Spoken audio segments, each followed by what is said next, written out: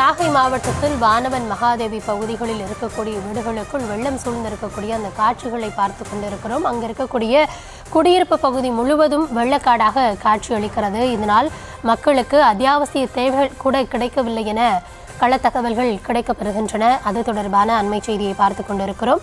இந்த புயலின் தாக்கத்தின் காரணமாக நாகை மாவட்டத்தின் பல்வேறு பகுதிகள் கடுமையாக பாதிக்கப்பட்டிருக்கின்றன. தற்பொழுது நாம் பார்க்கக்கூடியது வானவன் மகாதேவி பகுதியில் இருக்கக்கூடிய குடியிருப்பு பகுதிகளுக்குள் வெள்ள நீர் புகுந்திருக்கிறது. இதனால் தங்களுடைய குடியிருப்புகளிலிருந்து மக்கள் அந்த நீரை வெளியேற்றுவதற்கான வேலைகளில் ஈடுபட்டிருக்கிறார்கள்.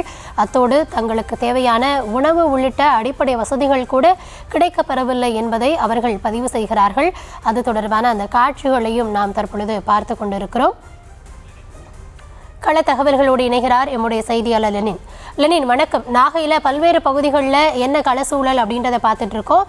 தற்பொழுது வானவன் மகாதேவி பகுதியில் குடியிருப்பு முழுவதுமே வெள்ளக்காடாக காட்சியளிக்கிறது.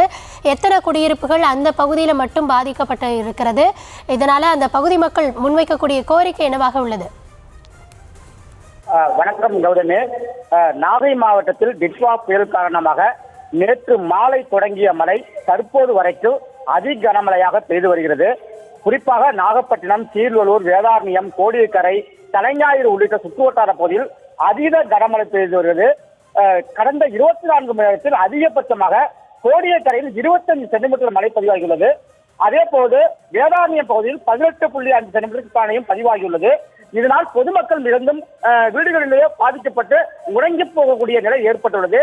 இந்த நிலையில் நாகை மாவட்டம் தலைஞாயிறு ஒன்றியத்துக்கு உட்பட்ட வானவன் மகாதேவி மீனவர் காலனி பகுதியில் தற்போது மழைநீர் முழுவதுமாக புகுந்துள்ளது.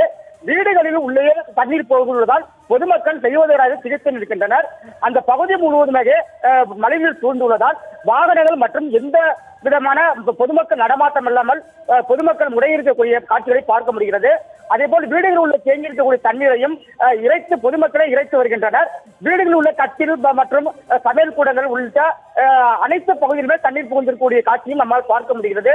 உடனடியாக அந்த பகுதி வருவாய்த்துறை அதிகாரிகள் சென்று அந்த மக்களை மீட்டு சமுதாய கூடம் மற்றும் பாதுகாப்பு இடங்களில் தங்க வைக்க வேண்டும். அவர்களுக்கு தேவையான அத்தியாவசிய உணவு வகைகளை உடனே வழங்க வேண்டும். பாதிக்கப்பட்ட பகுதிகளை இதுவரை வருவாய்த்துறையினரோ மாவட்ட நிர்வாகமே இதுவரைக்கும் சென்று பார்க்கவில்லை என்று கூறப்படுகிறது. உடனடியாக அந்த வானவன் மகாதேவி மீனவர் காலனி குடியிருப்பு பகுதிகளுக்கு சுமார் 25 வீடுகள் தற்போது தண்ணீரில் மூழ்கியுள்ளது. உடனடியாக அங்கு சென்று அவர்களை மீட்டு பாதுகாப்பான இடத்தில் தங்க வைக்க வேண்டும் என்று அந்த பகுதிகள் காத்திருக்கின்றன. கௌதமி, விவரங்களுக்கு நன்றி லெனின்.